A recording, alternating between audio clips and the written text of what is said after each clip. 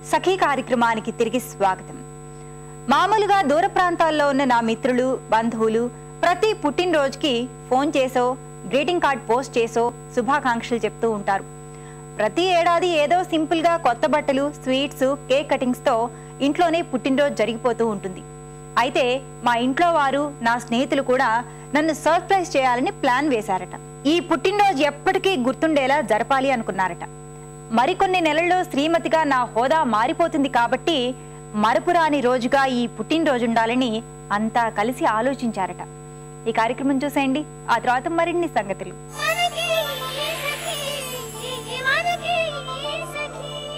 నమస్కారం. కళా సౌరభం కార్యక్రమానికి స్వాగతం. ఈరోజు మనతో పాటు ప్రముఖ సింహనందిని నాట్య కళాకారిణి శ్రీమతి ఓలేటి రంగమణి గారు ఉన్నారు. ఆమె కళలకు చేసిన సేవల గురించి తెలుసుకుందాం. రంగమణి గారు నమస్తే అండి. నమస్కారం. ఇప్పుడు కూచిపూడి భరతనాట్యం అనేది అందరికీ తెలుసు, కానీ సింహనందినిలో మీరు ఒక ప్రత్యేకతను సంపాదించుకున్నారు ఆ నాట్యంకి సంబంధించి. అసలు సింహనందిని అంటే ఏంటండి? సింహనందిని అంటే పూర్వకాలం అంటే 17వ శతాబ్దంలో ఆలయాల్లో ఈ సింహనందిని నాట్యాలు చేసేవారు.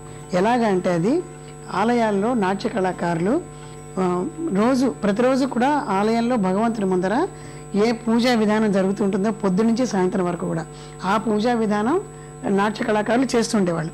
స్త్రీలు చేసేవారు ఆలయాల్లో ఒకప్పుడు. అయితే అదేంటంటే ప్రతి సంవత్సరం బ్రహ్మోత్సవాలు నిర్వహిస్తారు.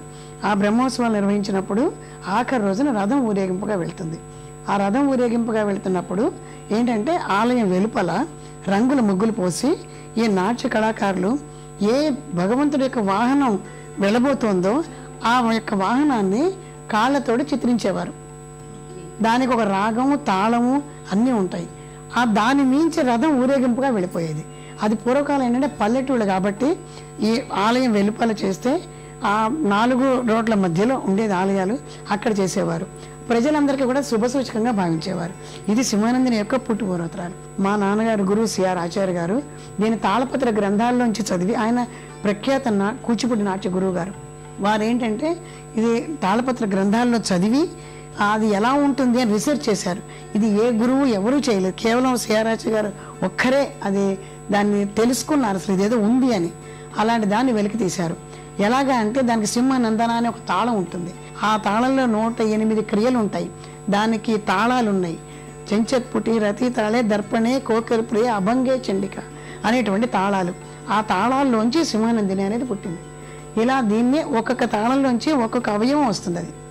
అది నాట్య కళాకారులు గీస్తుంటే ఏంటంటే ఒక తాళం కాగానే తాళ తయారవుతుంది, ఒక తాళం తయారవగానే జూలు తయారవుతుంది, ఒక తాళం అవుతూ ఉంటే కాళ్ళు, మిగతా అది కడుపు, తోక, ఇలా మొత్తం సింహం బొమ్మ వచ్చేస్తుంది. అంటే ఒక్కొక్క తాళానికి ఒక్కొక్క ఆగరు ఆ తాళం నడుస్తూ ఉంటుంది, అక్కడ ఆ బొమ్మ తయారైపోతుంది. ఇది దీని యొక్క ప్రత్యేకత అన్నమాట. ఇంతటి అద్భుతమైన దాన్ని ఆయన వెలికి తీశారు.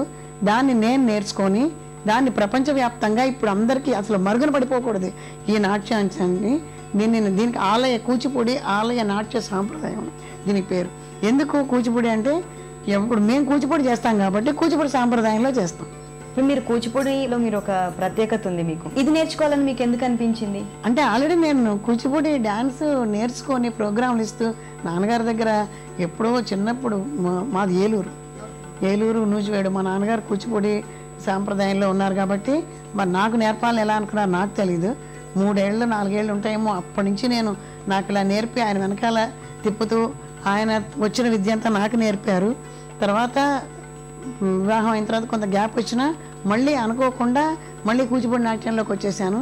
సో ఈ కూచిపూడి నాట్యం నేర్పుతూ ఈ ఆలయ నాట్యాలను కూడా నేను వెలికి తీసి అందరికీ ప్రపంచవ్యాప్తంగా తీసుకొని వస్తున్నాను. రంగమణి గారు, మీ నాన్నగారు నాట్యం నేర్పిస్తారు అని చెప్పారు కదా, అంటే ఏ ఏజ్ నుంచి స్టార్ట్ చేశారు? అసలు నాకు ఎప్పుడు మొదలెట్టారు కూడా నాకు తెలియదు. అదే అంటున్నా, 3 ఏళ్ళప్పుడు ఎప్పుడో చాలా చిన్నపిల్లగా ఉండగానే మొదలుపెట్టారు. అలా మొదలుపెట్టి ఆయనతో పాటు తిప్పుతూ ఉండటం వల్ల నాకు కూచిపూడి అంటే చాలా ఇంట్రెస్ట్ కలిగింది. ఏంటంటే అది నేర్చుకోవాలి, కూచిపూడిలో ఉండేటువంటి ఐటమ్స్ కానీ, హావభావాలు కానీ, నృత్య నాటికలు ఎక్కువ ఉంటాయి కూచిపూడిలోను.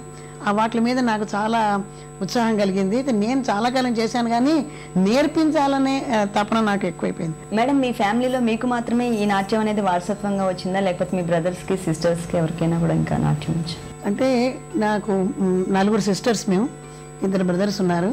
కానీ మరి వాళ్ళకి ఎవరికీ అంత ఇంట్రెస్ట్ కలగలేదు. నేను ఆయన ఇప్పుడు చిన్నప్పుడు యామినీ కృష్ణమూర్తి గారు చాలా చిన్నతనంగా ఆవిడ ఉండగానే నేర్చుకుంటుంటే నేను చూశాను. అది చూస్తే నాకు ఆయన నేర్పుతుంటే అది చూసి చిన్నపిల్ల నేను ఆయన పక్కన కూర్చొని మా నాన్నగారు నేర్పుతుంటే పక్కన కూర్చొని చూస్తూ నేను కూడా ఏదో చేతులు కాళ్ళు అటు ఇటు తిప్పుతుంటే డ్యాన్స్ వస్తుందేమో అన్న ఉద్దేశంతో నాకు మొదలుపెట్టారు. మేడం, ఇప్పటివరకు నాట్యంలో మీరు ఎటువంటి ప్రయోగాలు చేశారు? ఒకటి సింహనందిని.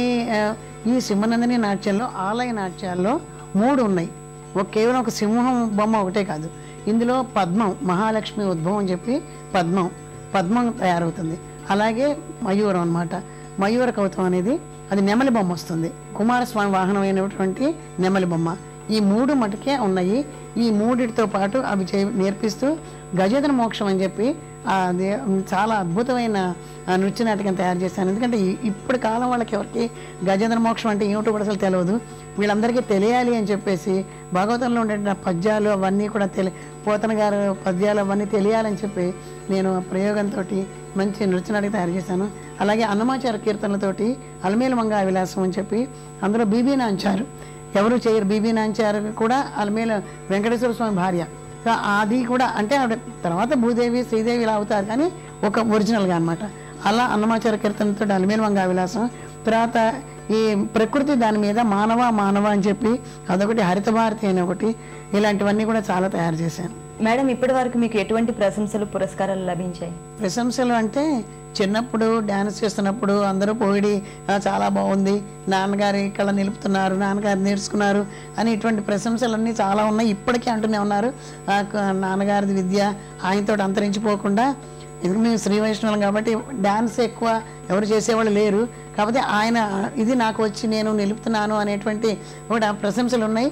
దాంతో పాటుగా సింహనందిని ఎక్కడ చేసినప్పుడు వాళ్ళు ప్రేక్షకులు చూసి ఏంటి వాళ్ళు మేము తన్మయత్వం చెందుతున్నాం, మేము అది చూస్తుంటే మాకు అమ్మవారు కనపడుతున్నారు, మా రోమాలు ఇట్లా నిక్కబడుచుకుంటున్నాయి, మేము ట్రాన్స్లోకి వెళ్ళిపోతున్నాం, అలా వాళ్ళు తన్మయత్వం చెందిపోతున్నారు. లేచి నిలబడి స్టాండ్ ఓవేషన్ ఇస్తారు ఎప్పుడును. అలా ఎన్నోసార్లు జరిగింది. విదేశాల్లో వెళ్ళినప్పుడు న్యూజెర్సీలో, న్యూయార్క్లో, షికాగోలో, డెట్రాయిట్లో అన్ని ప్రోగ్రామ్స్ చేసినప్పుడు వాళ్ళందరూ లేచి నిలబడి మేము ఇలా బొమ్మ ఎత్తి చూపించగానే, ఆ సింహాన్ని ఇలా బొమ్మని ఎత్తి చూపించగానే వాళ్ళందరూ తన్మయత్వంతో అలా భక్తితో ఉండిపోతున్నారు అనమాట.